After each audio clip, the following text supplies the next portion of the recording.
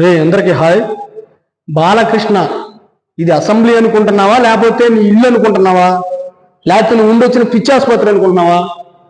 ఎవడునా చిరంజీవి గారిని పెట్టుకుని ఎవడు అంటావు నువ్వు?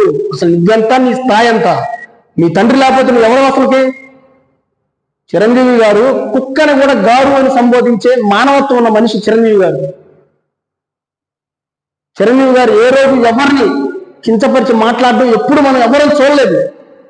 అటువంటి చిరంజీవి గారిని పెట్టుకొని నీ ఇష్టం వచ్చినట్టు మాట్లాడతావు నువ్వు అసెంబ్లీలో. నువ్వు టయానికి టాబ్లెట్లు మింగుతున్నావో లేదో మాకైతే తెలియదు, కానీ నువ్వు పిచ్చి పిచ్చిగా కలజోడు నెత్తిన పెట్టి, అది అసెంబ్లీ అనుకున్నావు లేకపోతే ఏమనుకున్నావు, కలజోడు నెత్తిన పెట్టి ఇట్లా ఏళ్ళు చూపించి చేతులు చూపించి అసెంబ్లీలో ఎట్లా ప్రవర్తించాలో ముందు అది తెలుసుకోను. సరే, ఎలక్షన్ కమిషన్ అయినా ఏం చేస్తున్నారు? మానసికంగా పరిపక్వత లేని వ్యక్తులు చట్టసభల్లోకి అనర్హులు. నువ్వు ఇదివరకు కూడా చాలా పిచ్చి పిచ్చిగా మాట్లాడావు చిరంజీవి గారి మీద, అవహేళన చేస్తూ. అక్కడ జరిగింది ఏంది? కామినేని శ్రీనివాస్ గారు చెప్పింది ఒకటి, నువ్వు మాట్లాడింది ఇంకోటి. ఆయన ఏమన్నారు? చిరంజీవి గారు బలవంతంగా పెట్టడం వల్లే జగన్ గారు వచ్చి కలిశారు, లేదంటే సినిమాటోగ్రఫీ మంత్రి పేర్లని కలవడానికి వెళ్ళమన్నారని చెప్పాడు. నువ్వేమన్నావు? చిరంజీవి గారు ఎవరు బలవంతం చేయలేదు, అక్కడేం జరగలేదు, నన్ను కూడా పిలిస్తే నేను బాగలేదు అనేది ఏదైతే మాట్లాడుతున్నావు. ఎవడు అంట? చిరంజీవి గారిని పట్టుకుని ఎవడు అంటావా? నువ్వెంత, నీ బతుకెంత బాలకృష్ణ? చిరంజీవి గారిని పట్టుకుని ఎవడు అంటావు నువ్వు అసెంబ్లీలో? అంటే నువ్వేమో నీకేమైనా కొమ్ములు రింగు తిరిగింది అనుకుంటున్నావా ఏంటి? మైండ్ ఉండాలా నీకు. కింద 60-70 ఏళ్ళు వస్తున్నాయి, నీకు కూడా 70 దాకా వస్తున్నావు. నువ్వు కూడా వయసు పెరగని సరికాదు, బుద్ధి బుర్ర కూడా పెరగాలి, పెంచుకో.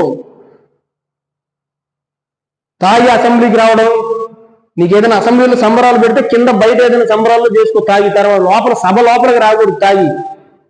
అసెంబ్లీ అంటే దేవాలయం లాంటిది. నీకు ఓట్లేసి గెలిపించి పంపించింది ఎందుకు? హిందూపురం నియోజకవర్గంలో కనపడవు, ఎప్పుడో ఒకసారి కానీ బావు అక్కడికి పోయిన అక్కడ సమస్య, లోకల్ సమస్యలు ఎన్నో తెలుసా నీకు? ఒకసారి దున్నపోతు మీద కూడా రాశారు నీ పేరు, కనపడట్లేదని. ఉద్దేశం ఏంది అంటే చిరంజీవి గారు అప్పుడు ఏమి పోరాటం చేయలేదు, జగన్ని ఒప్పించలేదు, చిరంజీవి పట్టించుకోలేదు. అంటే చిరంజీవి గారిని ఇప్పుడు టాలీవుడ్ పెద్దగా అందరూ భావిస్తున్నారు, అది నీకు నచ్చట్లేదు, నీకు కడుపు మంట అనమాట. అందుకని చిరంజీవితో ఏమీ కాలేదులే, ఏమీ సాధ్యపడలేదు అని చెప్పదలుచుకోను. ఎవడు వాడు వీడు ఎవడు అట్లా ఆ టైప్లో మాట్లాడుతున్నావు. ఇప్పుడు లెటర్ ఇచ్చాడుగా చిరంజీవి గారు, పత్రిక ప్రకటన ఇచ్చాడుగా, బాగా తీరిందా, సమ్మగా ఉందా? వీళ్ళంతా తోడు దొంగలు.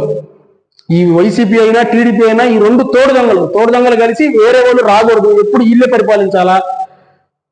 ఆయన అసలు ఉన్నాడా రాజకీయాల్లో? చిరంజీవి గారు రాజకీయాలు యాక్టివ్ ఉన్నాడా?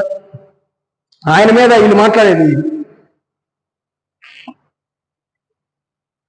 ఈ తోడు దొంగలు, టీడీపీ వైసీపీ ఈ తోడు దొంగలు వేరే వాళ్ళు రాకూడదు, ఎప్పుడు మేమే ఉండాలి అని ఇటున్నప్పుడు వాళ్ళు అంతే అన్నారు. ఇప్పుడు నమ్మకంగా పొత్తు పెట్టుకున్న తర్వాత మళ్ళీ ఎట్టబడితే మాట్లాడుతున్నారు. చిరంజీవి గారిని మాట్లాడొచ్చు అట్లా? బాలకృష్ణ, బుద్ధి ఉందా నీకు?